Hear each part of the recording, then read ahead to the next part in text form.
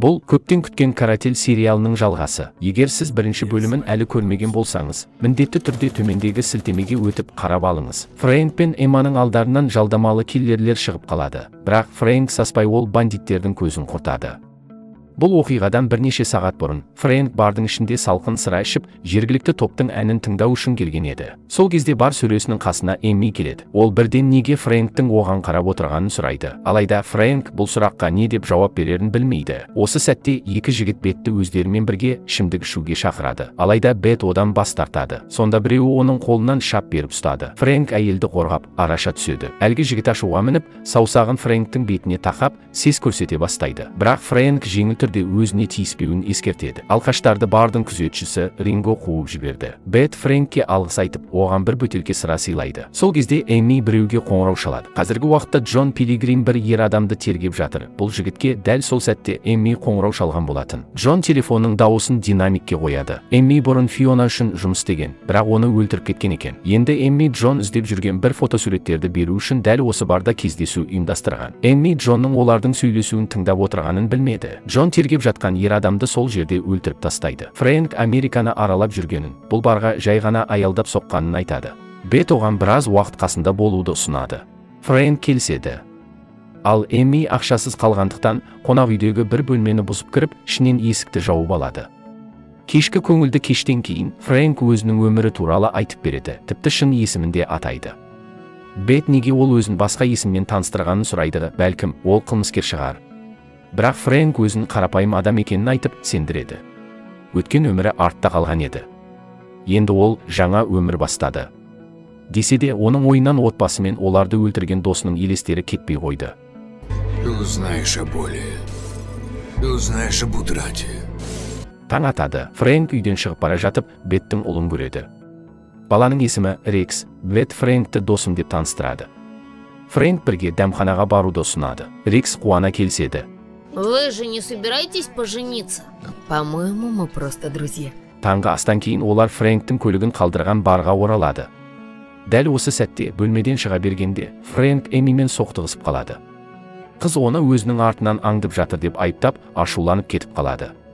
Фрэнк қызға бір мәселе болғанын сезеді. Қаладан шығар кезде Фрэнк өз өмірі туралы ойланып, қайтадан Бетке оралуға шешім қабылдайды. Бет оны көргеніне қатты қуанды. Көп ұзамай Фрэнк барға топырлап кірген күдікті адамдарды байқайды. Сол кезде Эмми рюкзагын жерге лақтырады, бірақ оны бандиттер ұстап алады. Фрэнк мас адамның күйін ойнап, қыздың жағдайын тексеруге келеді. Қыздың жан дауысы естіле салысымен ол дәретханаға ұмтылады. Бандиттерде пышақ болғанымен Фрэнкке өзінің белдігі де жеткілікті болады. Ол жалғыз өзі бандиттерді жеңіп, төбелес кезінде біраз жиһазды быт-шыт қылады. Фрэнк Эммиден бұл адамдардың кім екенін айтуды талап етеді. Эмми қашпақшы болады, бірақ Фрэнк оған клубтың ішінде әлі де өлтірушілердің көп екенін ескертеді. Егер ол аман қалғысы келсе, артынан кім соңынан түсіп жүргенін айтуы керек. Фрэнк қызды клубтан алып шығуға тырысады, бірақ оларды бандиттер байқап қояды. Тағы да төбелес басталды. Ринго Фрэнкке көмектесу үшін келеді, бірақ бандиттер пышақ қолданып Рингоны өлтіріп тастайды.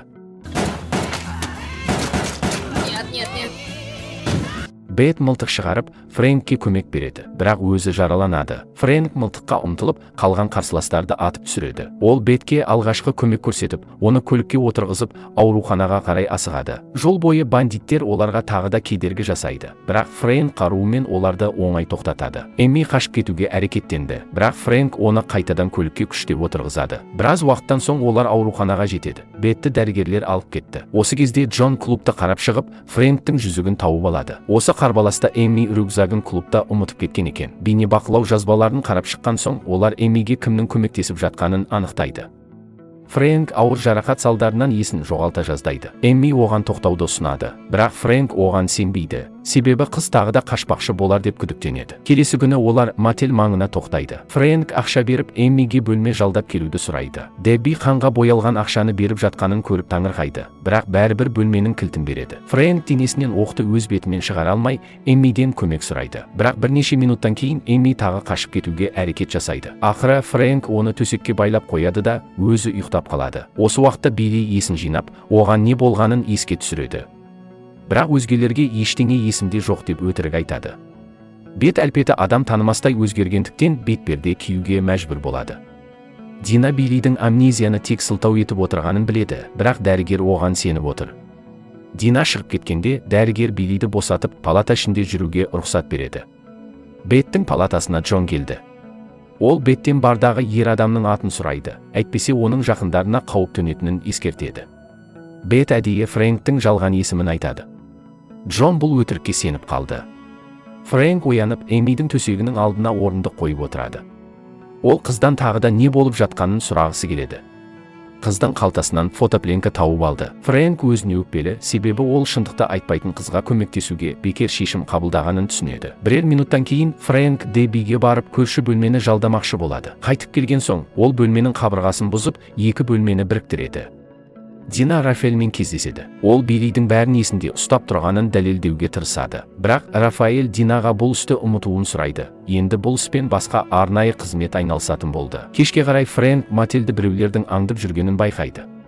Эмиді өзін қорғау үшін тапаншамен қаруландырады, бірақ қыз қаруды Фрэнкке қарай кезейді. Осы кезде жалдамалы өлтірушілер шабуыл бастайды, бірақ олар бөлмеден ешкімді таппайды. Фрэнк пен Эми көрші бөлмеге тығылып үлгерген. Фрэнк тұзақ құрып, жалдамалылардың басым бөлігін өлтіреді. Бір әйелді тірі қалдырып, кім үшін жұмыс істейтінін білуге тырысады. Алыпсатарлық пен Эми Фрэнктің көлігін айдап қашуға тырысады, бірақ барлық кіреберістер жолдарды полиция жауып тастайды. Ақыры екеуі беріліп, ұсталып қалады. Барлық күдіктілерді шерифке алып кетеді. Шериф Хардин Эмиді тергеп отыр. Қыз өзін ұрлап әкеткенін дәлелдеуге тырысады. Фрэнктің қолының білегі сынған, бірақ ол медициналық көмек алудан бас тартты. Полиция бұл адамдардың кім екенін анықтау үшін олардың саусақ іздері мен дыңқ үлгілерін жинайды. Джонға ұсталған 3 адамның деректері полиция базасына енгізілгені туралы хабарланады. Ол бұған қуанып, Құдайға алғыс айтады. Ищите и найдете. Стучитесь и отворят вам. Фрэнк Динаға жүгінуге мәжбүр болып көмек сұрайды. Бірақ Дина оған: "Біз саған жаңа өмір бастауға көмектестік. Енді қалған мәселелерді өзің шешуге тиіссің" деп кесіп айтады. Бірнеше сағаттан кейін Джон өзі Эмиді ұстап отырған полиция бөлімшесіне келеді. Өмір бойы ол дінге берік адам болған. Әйелі ауыр науқасқа шалдыққан, оны емдеу үшін көп ақша қажет. Бір күні Андерсон оған сенімін дәлелдеу үшін бір тапсырма орындауды ұсынады. Джон келіседі. Шериф Эмидің жалған есімдермен жасырынғанын, ал Фрэнктің өмір баяны тап-таза екенін анықтайды. Шериф жай адамның сонша жалдамалыларды өлтіре алмас еді ме? Бәлкім, Фрэнк бұрынғы теңіз жаяу әскері шығар деп ойлайды. Әйел шерифке қызды тезірек босатуды талап етеді. Осы кезде Биллиде ашу ұстамасы басталып, оны күзетіп тұрған полицейлерді соққыға жығады. Доктор Криста оған қашуға көмектеседі. Хардинге федералды агенттер келді, олар күдіктілерді алып кетпек. Шериф таңырқап, бұл жердегі ұсталған жас қыздың бар екенін қайдан білдіңдер? Біз оны әлі базаға тіркеп үлгермедік қой деп сұрайды. Осы себепті ол агенттен бейсенбіге дейін күте тұруды сұрайды. Эми сыртта тұрған Джонды байқап, қатты қорқып қалады. Джон ғимараттан шыққан соң электр жүйесін ажыратуға бұйрық береді. Полицейлер көмек шақырмақ болады, бірақ байланыс үзіліп қалды. Шериф мылтықпен қаруланды. Алайда қарсыластардың саны әлдеқайда көп екенін әлі білмейді. Дина ауруханаға барып, Биллидің қашып кеткенін біледі. Ол Биллиді іздеуге көмектеспек болады. Бірақ Бред бұл істі полицияның бақылауында екенін айтып, оған іздеуге тыйым салады. Хардинг Фрэнкті босатып, одан қызды не үшін құтқарғысы келгенін сұрайды. Я решил, что у девчонки есть то, что им нужно, поэтому я забрал ее с собой. Фрэнк, менімен бірге қызды берсеңіз, екеуіміз аман қаламыз деп ұсыныс жасайды. Огдин болса тәуекелге барып, жақын маңдағы қаладан көмек шақыруға кетпек болады. Фрэнк оны тоқтатуға тырысты, бірақ Хардинг оған көліктің кілтін береді. Огдин көлікке отырғанда оны бірден атып тастайды. Хардинг көмекке жүгіреді. Орман ішінен Джон шығып, тағы да қажет адамын тапсыруды талап етеді. Хардинг барлық адамға бронежилет киюді бұйырып, қорғанысқа дайындалуды ұсынады. Фрэнк өзін босатуды өтініп, жалдамалыларды жоюға көмектесетінін айтады. Осы сәтте ғимаратқа оқ жаудырыла бастады. Полицейлер жауап қайырады. Там их целая армия снаружи. Сол уақытта жалдамалылар есікті бұзып кіріп, бөлімшеге кіріп кетеді. Эмми кілтті тауып, оны Фрэнкке лақтырады. Ол дереу іске кірісіп, жауларды бірінен соң бірін жояды. Бірнеше минуттан соң олар жалдамалыларды шегіндіріп, атыс тоқтайды. Енді шериф Фрэнкке сенім арта бастайды. Алдымен ол Огдинге еденге жатуды бұйырады. Осылайша қан жоғалтуын бәсеңдетпек болады. Бірақ Огдиннің өмірін сақтау үшін бірінші болып әрекет ету керек. Фрэнк аңшылықты бастамақ. Бірнеше минуттан кейін ғимаратқа қарай екі жігіт жүгіріп келіп, Молотов коктейлін лақтырмақшы болады. Бірақ Фрэнк бөтелкеге дәл атып тиіп, орман ішінде шабуыл басталады. Жалдамалылардың саны жылдам азаяды. Ал Фрэнк жараланғандарды тұзақ ретінде пайдаланып та үлгереді. Полицейлер жалғыз адамның қалайша барлығын жойып жібергеніне таң қалады. Бірақ бұл маңызды емес, қазір ол полицейлердің жағында. Джон Фрэнкті көреді де, мылтықтың шүртпесін басуға дайындалады. Алайда тікұшақтың жарығы көзін шағылыстырып, ол мүлт кетеді. Фрэнк Динаға көмек үшін алғыс айтады және Биллидің қашып кеткенін естиді. Фрэнк оны қуып ұстауға дайын. Бірақ бір шартпен ғана, Эмми де онымен бірге ұшуы тиіс. Автобуста Биллидің жанына бір ер адам келіп, оның түріне күле қарайды. Бұл оның үлкен қатесі еді. Билли оның соңынан түсіп, киімін тартып алады. Фрэнк пен Эмми Динаның пәтерінде тұратын болады. Теледидардан Биллидің қашқаны туралы жаңалықтар көрсетіліп, оны тануға болатын белгілер айтылып жатыр. Билли де осы жаңалықты көріп, біраз сәттерді есіне түсіреді. Дина Фрэнкке оның бронежилетін қайта беріп, Биллиді өлтіруін сұрайды. Эмми ұйықтап жатқанда түсінде әлі де тірі достарының бейнесін көреді. Бірақ шын мәнінде олар өлтіріліп қойған. Ол кезде қыз төсектің астына тығылып жатқан болатын. Фрэнк досы Кертиске қонаққа барады. Досы оны көргеніне қуанды. Олар бірге Биллидің қайда баруы мүмкін екенін ойластырады. Келесі күні Билли Артурдың пәтеріне кіріп алады. Артур оған кофе ұсынып, түрінің неге бұзылғанын сұрайды. Кейін оның бұрын Биллиді мүлде жақтырмағанын айтып салады. Биллидің көңіл күйі бірден өзгеріп кетеді. Эмми Фрэнкке Фиона оны тамақтандыру қызметіне әдейі енгізгенін айтып береді. Олар жерлеу рәсімінде әртүрлі ер адамдарды жасырын фотоға түсіруі тиіс болған. Фрэнк қарапайым фотолар үшін достарын өлтіргендеріне сенбей, таңырқайды. Енді аман қалу үшін қарсы тұруға тура келеді. Фрэнк бала кезіндегі оқиғаны еске алады. Билли бір бұзақымен төбелесіп, иығын жарақаттап алған. Олар кек алғысы келгенімен Билли соңында райынан қайтқан. Әлгі ер адам Артур болып шықты. Эмми электроника дүкеніне барып, компьютер арқылы Фрэнктің каратель деген лақап атымен белгілі екенін біледі. Дина Артурдың үйіне барғанда бәрі кеш болып кеткен еді. Эмми үйге қайтып келіп, Фрэнкке оның өткен өмірін біліп қойғанын мойындайды. Кешкісін доктор Кристаға Билли келеді. Ол есігін ашады.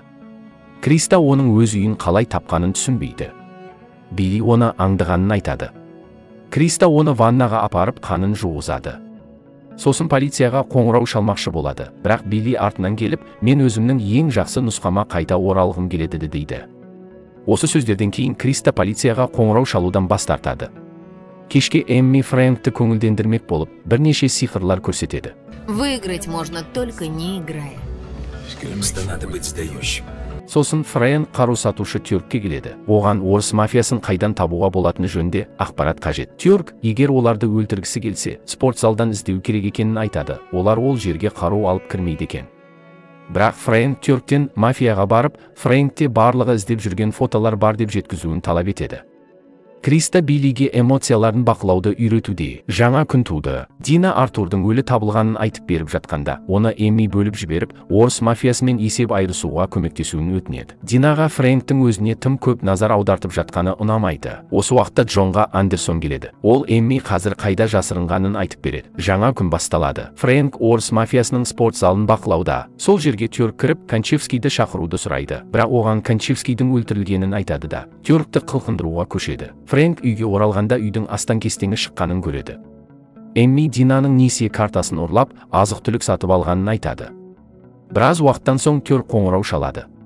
Мафия оны өзінің атынан кездесу орнын белгілеуге мәжбүр еткен. Алайда мафия Тюрктің бақылауда екенін білмеген. Ал Фрэнк олардың тұзақ орнатқысы келетінін бірден түсінеді. Нью-Йоркке аттанар алдында Джон ауыр халдегі әйеліне барып қайтады.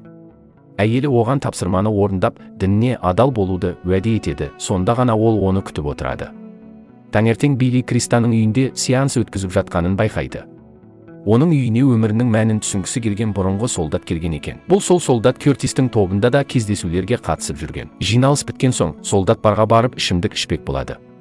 Сол жерде Билли оның жанына отырып, солдатпен бірге ішуді ұсынады. Олар таңға дейін бірге отырады. Алайда солдат бастапқыдан-ақ оның кім екенін түсінген. Ол бір сәтте стақанды іліп алады да, оған сен сияқты жақсы солдатпен танысу мен үшін үлкен құрмет дейді. Фрэнктің сүйегі бітіп, енді гипссіз жүре алатын болды. Бұл дәл уақытында жасалды, өйткені бүгін Тёрктің үйінде кездесу белгіленген болатын. Бірақ Фрэнк Тёрктің спорт залдағы тұтқында екенін білген соң, орыс мафиясына тікелей барады. Жиналғандардың ішінен бір ірі жігіт шығады, бірақ Фрэнк оны 1 секундтың ішінде жеңіп тастайды. Ол спорт құралдарын пайдаланып мафия мүшелерін құртады. Давай, говно собачье. Енді тек бастығы қалды. Ол Николайдың фотоларды іздеп жүргенін айтып береді.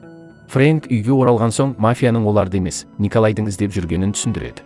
Эмми интернеттен оның кім екенін зерттейді. Ол бұрынғы орыс полицейі, қазіргі кезде ірі өндіріс магнаты, әрі долларлық миллионер. Кейін олар заттарын жинап, Кертиске жол тартады. Осы кезде Джон орыс мафиясын жойып жатыр.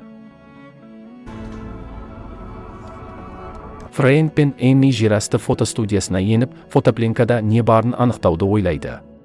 Одан соң Николайдың соңынан аңдып, оның әдеттерін және жиі баратын жерлерін бақылауға кіріседі. Таңға жуық Билли Кристаның үйіне қайтып оралады да оны бақылап тұрады. Алайда қыз есікті жауып тастайды. Билли кешірім ретінде шай дайындайды. Фрэнк Эммиге өзін-өзі қорғау әдістерін үйретеді. Алғашында қыздың қолынан еш нәрсе келмейді, бірақ кейін ол қаруды жұлып алуды меңгереді. Фрэнк оны мақтайды, бірақ сонымен бірге қаруды тартып алу аз, оны қолдануға да дайын болуың керек дейді. Кетер алдында Фрэнк Эммиге ол қайтып келетін кезде қызды атымен атайтынын ескертеді. Егер келген адам Фрэнк болып шықпаса, бірден шолақ мылтықты алып, еден астындағы люк арқылы қашуды тапсырады. Кейінірек Кертис өзіне қару кезелгенін байқайды. Дауысты ести сала кімдікі екенін танып қояды. Билли оған қаруды тастауды бұйырады да бірнеше сұрақ қояды. Билли Кертиске кезінде оқ атқанын есіне түсіре алмайды, бірақ болған оқиғаға өкінішін білдіреді. Ол енді ауруханаға оралмайтынын, егер оны ұстауға тырысса, қарсылық көрсететінін ескертеді. Сондай-ақ оның бетін кім жаралағанын білгісі келеді. Ол тек бас сүйек бейнеленген эмблеманы есіне түсірді, бірақ кім екенін нақты білмейді. Кертис бұл сұраққа жауап бере алмайды. Билли болса кетіп қалады. Сол уақытта Джон Фрэнк Каслға көмектескен адамдардың барлығы туралы досиені қолға түсіреді. Олардың ішінде Дина да бар. Фрэнк Николайдың жүргізушілерін арбайды, ал Эмми оларға айғақ бар фотосуретті көрсетеді. Николай қызды ұстауға бұйрық береді. Эмми бұрышқа жасырынып, тез белдемшесін ауыстырып, оқушылардың арасында көзден таса болады. Ал Николай көлікке мінгенде, оны сол жерде күтіп отырған Фрэнк қарсы алады. Қолында Николайды үндемей отыруға мәжбүр ететін дәлелі бар. Дина күн сайын сүйікті кафесіне барып тұрады. Мұны білген Джон оның соңынан аңдуға кіріседі. Дина біреудің соңынан еріп жүргенін байқап, оған қаруын кезеніп, қолын көтеруді талап етеді. Джон олардың ортақ таныстары барын айтып, егер Дина Фрэнктің қайда екенін айтса, ризашылығын білдіретінін жеткізеді. Дина телефонын алып, Джонның суретін түсіріп алады. Оны заңды түрде себепсіз қамай алмайтындықтан, Джон жайбарақат кетіп бара жатып, екеуі тағы кездесетінін ескертеді. Дина қайтадан кафе ішіне кіріп, даяшыларға үстелдегі ыдысты жинамауды тапсырады. Кейінірек ол ыдысты жұмысына апарып, саусақ іздерін анықтау жөнінде тапсырма береді. Фрэнк Николайды елсіз жерге апарып сөйлесуге мәжбүр етеді. Николай өз ақымақтығын мойындайды. Ол Фрэнктің өз адамдарын өлтіргенін біліп тұрғанымен еш әрекет жасамаған. Бұл сөздер Фрэнкті таңғалдырады. Өйткені ол Николайдың күзетшілерін өлтірмеген еді, демек, ортақ жау бар. Николай екі есімді атайды: Андерсон мен Элиза. Олар ірі мұнай компаниясының иелері, ал фотосуреттер олардың жоспарын тасталқан етуі мүмкін. Фотоларда олардың ұлы Дэвид басқа жігіттермен бірге бейнеленген. Николай көп ақша ұсынып, егер Фрэнк фотоларды берсе, елден қауіпсіз шығуға көмектесуге уәде етеді. Алайда Фрэнкті бұл ұсыныс қызықтырмайды. Сол кезде Николай одан отбасына тимеуді сұрайды. Олар әкесінің немен айналысатынын білмейді. Николайдың әңгімесін тыңдаған соң, Фрэнк оны аман қалдыруды жөн көреді. Узнай, что ты вернулся в Америку, я тебя найду. Билли кешкісін барда басқа бұрынғы сарбаздармен бірге отырады. Біреуінің көлігін эвакуатор алып кетеді. Билли сабырға шақырып, эвакуаторды қуып жетуді, жүргізушіні ұрып соғып, көлікті қайтаруды ұсынады. Кейін бұл әрекетті жоғары бағалап, банк тонауды ұсынады. Биллиге бұл идея ұнайды. Кейін бұл оқиғаны бір сарбаз Кертиске айтып береді. Оның айтуынша, беті жыртылған біреу эвакуатор жүргізушісін соққыға жыққан. Солдат оның кім екенін сұрағанда, есімі Билли екенін естіген сәтте Кертистің түрі өзгеріп кетеді. Николай елден кетуге дайындалып жатқанда, оның жоспарын Джон бұзады.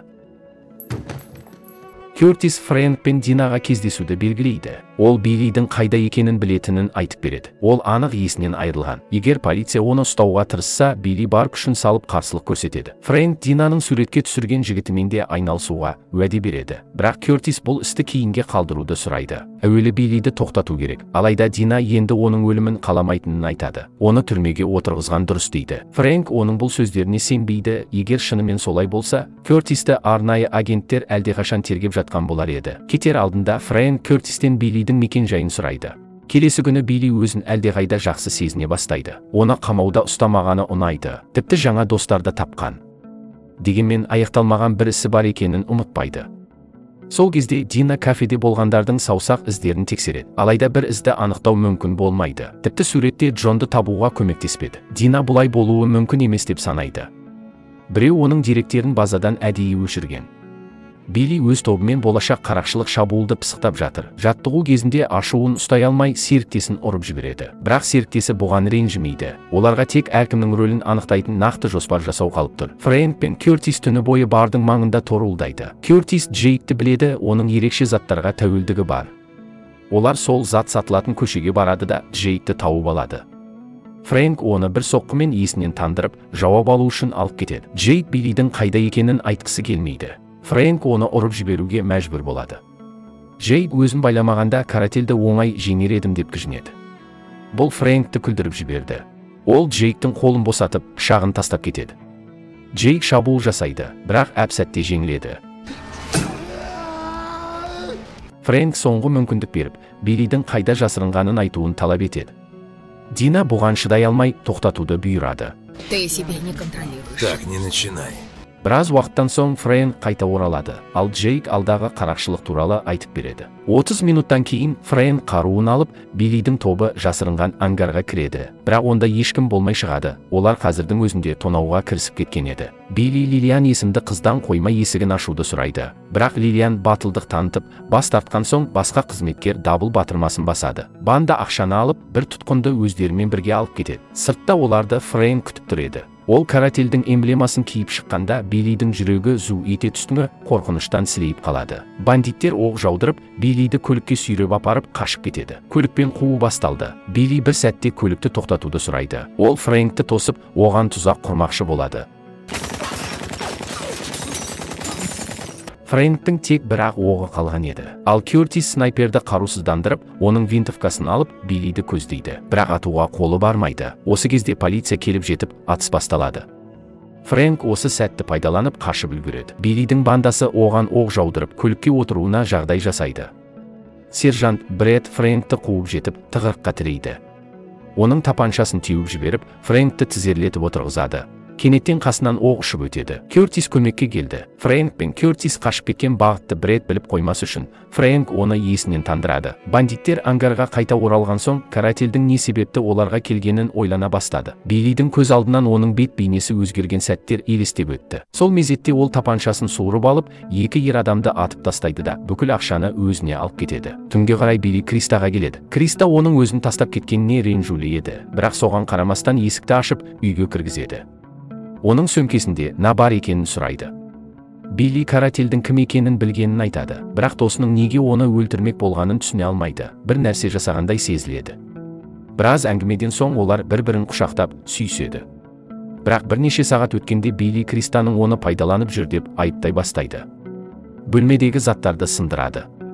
Криста оған махаббатын айтып, Биллидің өзгеретініне сенетінін, соңына дейін қасында болатынын жеткізеді. Брэд полициямен бірге ангарды тексеруге келеді. Фрэнк оларды алыстан бақылап, қажет ақпарат алуға тырысады. Көп ұзамай ол Кертиске қайтып оралып, Биллидің бір тұтқынды өлтіргенін хабарлайды. Кертис өзін кінәлайды. Егер сол кезде Биллиді атып тастағанда, тұтқын тірі қалар еді дейді. Фрэнк енді Джейктің қайда екенін біліп, Биллидің қазіргі орнын анықтағысы келеді. Ол үшін жұдырығын қолдануға әзір. Кертис Фрэнкті тоқтатуға тырысып, оның Биллиге ұқсап бара жатқанын айтады. Түн ортасында Эмми біреудің аяғының дыбысын естиді.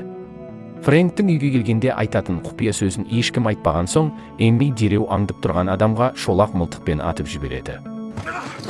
Черт! Бұл адам Кертис болып шықты, ол ғажайыппен аман қалады. Билли өз бандасымен кездесіп, барлық ақшаны береді.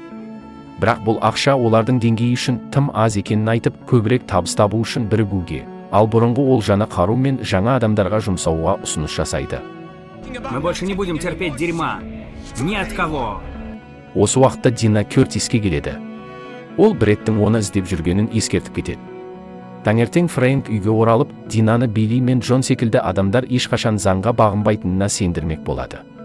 Сондықтан бұл мәселені өзі шешуі керек. Теледидардан жаңа банданың басқа топтармен соғыс бастағаны жайлы жаңалық көрсетіледі. Бірнеше күннен кейін олар $500 000 ұрлап кетеді. Андерсонға Фрэнктің тым көп назар аудартып жатқаны ұнамайды. Егер оны полиция ұстап алса, ол компроматты пайдаланып кетуі мүмкін. Джон суреттерде нақты не бейнеленгенін білгісі келеді.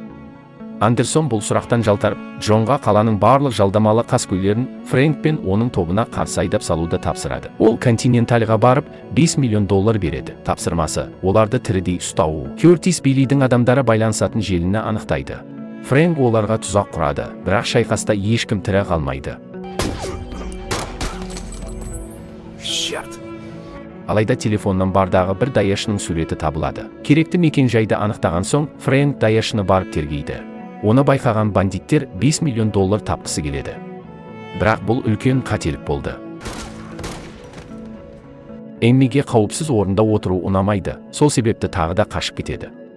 Билли Динаның үйіне кіреді. Тумбочкадан ауруханадан қалған дәптерін тауып алып, Динаны күтіп қалады. Дина келген соң оған Биллидің Фрэнктің отбасын өлтіргенін айтып береді. Сол күннен бастап Фрэнк оған қатысы барлардың бәрінен кек алуда. Эммидің ойына құрбысына бару идеясы келеді. Бірақ құрбысы оңай ақша тапқысы келіп, қарулы жігіттерді шақырады. Фрэнк үйге оралған кезде Эммидің жоғалғанын байқамайды. Ол бірден Кертиске қоңырау шалып, басына баға қойылғанын айтады. Эмми Фрэнкке оның қай жерде екенін көрсетіп үлгереді. Фрэнк оны құтқаруға келді. Эмми Фрэнктен алған сабақты еске түсіріп, тапаншаны жұлып алып, атып жібереді. Слушай меня, ладно? Его кровь не стоит ни единой твоей слезы. Түнде Фрэнк пен Кертис Биллидің аңғарын аңдып жүреді. Бірақ олар Биллидің оларды аңдып тұрғанын білмейді. Бұрындары Джон ең мықты жалдамалы өлтіруші болған. Оны құдай деп атаған. Бірақ бір күні ол $1 миллион алып, ғайып болып кетеді. Сол себепті басшысы оны өлтіруге бұйрық береді. Джон қарусыз болса да бәрін жеңіп шығады. Дегенмен ол қатты жараланады. Ол қонақ үйдегі бөлмесіне қайтып келеді. Бірақ қатты музыкадан ұйықтай алмай көршілеріне барады. Төсекте отырып әйеліне өткен өмірін қалай баяндағанын еске алады. Бұрын нағыз күнәһар болса да, енді бәрін өзгерткісі келген. Бірақ уәдесін бұзуға тура келіп, әйелі жалғыз өзі өлім құшады. Джон үйіне қоңырау шалды, бірақ телефонды Элиза көтереді. Ол Ребекка демалып жатыр деп алдайды. Шын мәнінде ол қазір тірі емес еді. Келесі күні Фрэнк қоршауға жақындап, адамдардың жер астына түсіп жатқанын көреді. Бұл шабуыл кезінде пайдаланылатын жасырын шығатын жол деп ойлайды. Түнге қарай банданың негізгі бөлігі келеді. Кертис Фрэнкті ғимаратқа шабуыл жасағанда төбеден бақылап тұрады. Билли ангарға кірген сәтін күтіп, Фрэнк күзетшілерді жоя бастайды да қарама-қарсы есіктен кіреді. Бірақ ол тұзаққа түседі.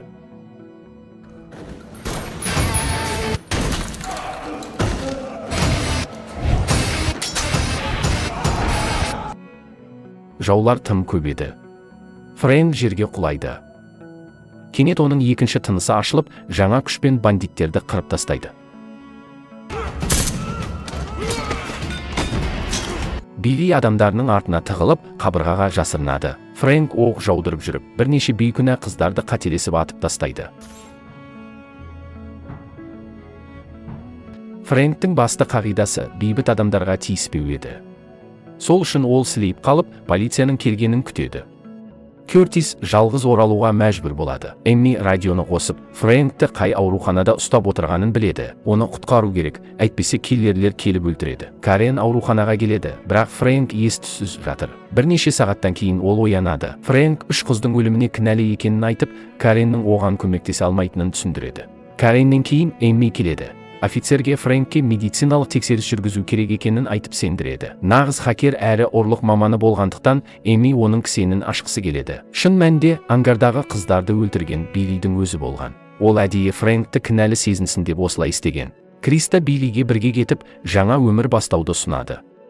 Билли келіседі. Дина да Фрэнктің кінәсіз екеніне күдіктене бастайды және өз бетінше тергеу жүргізгісі келеді. Олар бір ер адамнан барлық мәліметті біледі. Атқан адам құрбанынан бірнеше қадам жерде тұрған.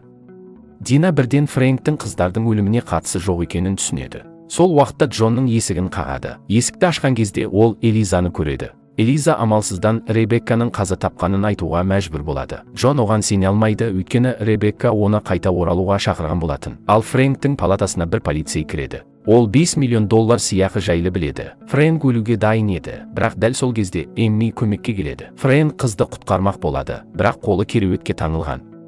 Дина айғайды естіп, офицерді есінен тандырады. Пес поганый! Ол Фрэнктің кінәсіз екенін, ал Биллидің оны тұзаққа түсірмек болғанын айтып береді. Карен өрт дабылын қосады. Дәл сол кезде Джон да ауруханаға келіп, ісін аяқтамақшы болады. Фрэнк полицей формасын киіп, баспалдақпен қашады. Брэд барлық есіктерді жабуды бұйырып, кездейсоқ Каренге тап болады. Ол аяқ киімсіз жүр екен. А где твоя обувь? Пожертвовала на благое дело. Бір шама уақыттан кейін Брэд Фрэнкті тауып, жедел жәрдем көлігіне қамайды. Ол оны полиция бөліміне тікелей апармақ болады. Бірақ оның жоспарын аяқ асты Джон бұзады, ол көлікке оқ жаудырады.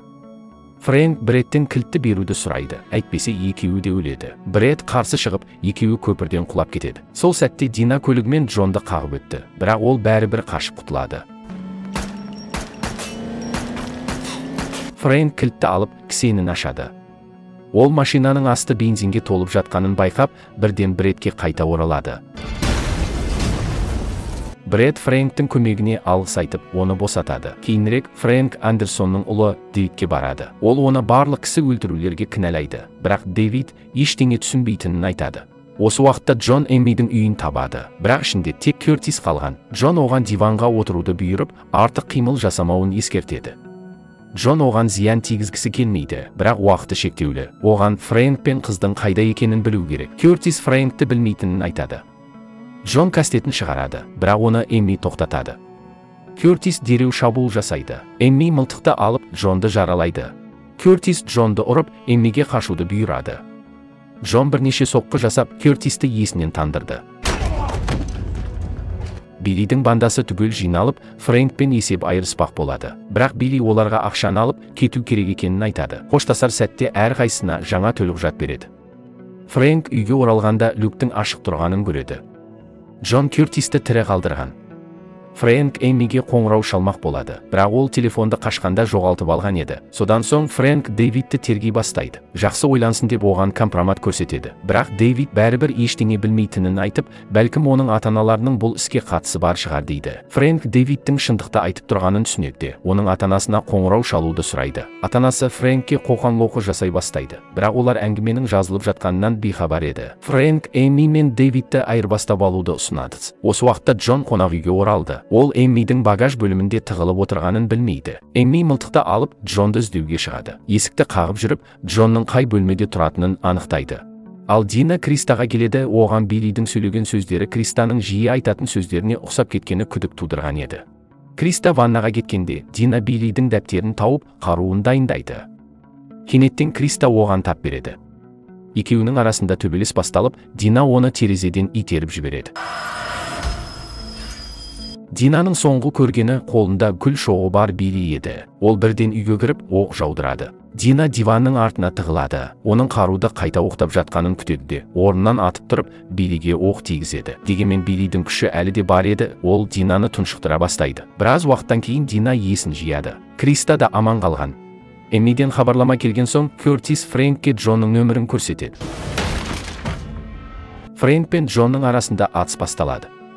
Джон дәлізге жүгіріп шығып, Эммиді кепілге алады. Ол Дэвидтің ұрланғанын біліп, айырбас жасау үшін кездесу орнын белгілейді. Кенеттен лифт есігі ашылады. Фрэнк шабуылдап, офицерлерді естен тандырады. Сенатор Дэвид көмектесуге дайын екенін айтады. Сол себепті Кертис оны Брэдке апарады. Дэвид барлығы өз еркімен болғанын, ал Фрэнк әділеттілікке ұмтылғанын айтады. Фрэнк үйіне оралды, бірақ Дэвидтің қайда кеткенін білмейді. Сондықтан ол трейлер маңында кездесу белгілейді. Джон келген соң ол Андерсонның оның балаларын кепілге алғанын айтып, миссияны аяқтау керек екенін жеткізеді. Фрэнк Джонды Эммиді босатуға көндіреді. Қыз кеткесін, ол Дэвидтің бұл жерде жоқ екенін мойындайды. төбелес басталды. Фрэнк Джонның қаруын алмақшы болды, бірақ ішінде оқ жоқ екен. Джон оны күрекпен ұрып тұншықтыра бастайды. Фрэнк босанып шығып, екінші раунд басталады. Бұл жолы Фрэнк жеңіске жетеді. Соңғы күшін жинап, Джон балаларына тиіспеуді сұрайды. Билли ауыр жарақат алған. Ол Кертистен көмек сұрайды. Кертис полицияға хабар бермейтінін уәде етеді. Көп ұзамай Фрэнк Биллиге келіп, бастап кеткен ісін аяқтайды. Түнде Эми Андерсонның үйіне кіріп кетеді. Элиза пышақ ала жүгіреді, бірақ оны Фрэнк тоқтатады. Да? Ах ты проклятый убийца! Ол Дэвидтің атанасының мойындауын видеоға жазып алғанын көрсетіп, дәл осындай атанадан қалай тәрбиелі ұл туғанына таң қалады. Фрэнк Андерсонға бір оқпен қару береді. Үйден шыққанда оларды Джон күтіп тұреді, ол өз балаларын алып кеткен. Фрэнк Эммиге ақшамен Флоридадағы жақсы бір адамның нөмірін береді. Олар құшақтасып, Эмми кетіп қалады. 3 айдан соң Дина ЦРУ агенті болады. Оған зұлым адамдарды жою үшін Фрэнк қажет еді, бірақ Фрэнк одан бас тартады. Оның онсыз да шаруасы көп. Осылайша «Каратель» сериалы аяқталады. Я с вами потанцую. Егер сіз бірінші бөлімін әлі көрмеген болсаңыз, оны каналда көрсеңіз болады. Видеоға лайк басып, каналға тіркеліп, пікір қалдыруды ұмытпаңыздар. Келесі кездескенше.